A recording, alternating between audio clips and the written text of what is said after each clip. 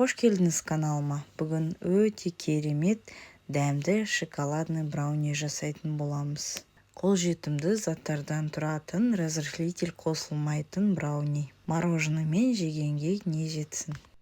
Арнамызға тіркеліп, лайк басып, комментария жаза отырыңыздар. 3 жұмыртқаны сындырып, қант қосып, жақсылап араластырамыз. Өзімізге ыңғайлы венчикпен, миксермен болады. Үстінен какао қосып, ұнды қосып, ванилин қосып, жақсылап араластыратын боламыз. Құрамына кіретін барлық заттарды описание бөлімінде жазып қалдырамын. Сары майды шоколадпен бірге ерітіп, қамырымыздың үстіне құятын боламыз. Жақсылап венчикпен араластырып, шым-шым тұз қосып, тағы да араластырып, қамырымыз осындай сұйықтықта болу қажет. Енді оны формаға 26 диаметрлікке құйдым.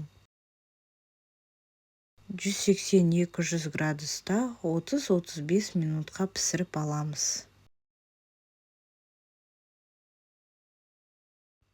Ал піскенін шанышқының көмегімен тексеріп аламыз.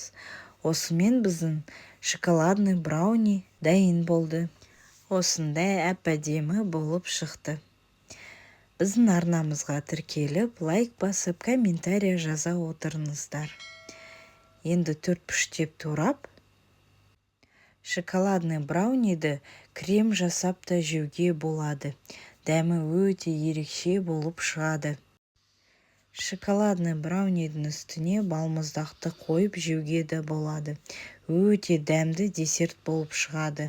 Бұл жерде менде 2 түрлі мороженое, біреу шоколадный, біреу пломбирный. Сізге видео ұнаса, бөлісуді ұмытпаңыз. Дәл осы рецептпен жасайтын болсаңыз, комментарияда жазып қалдырыңыз. Дәстүрлі дастарханмен дастарханыңызды жайнатып жүріңіз. Сіздермен бірге болған Алия. Қазақ тіліндегі каналымызды қолдауды ұмытпаңыз. YouTube арнамызда дамытайық бірге.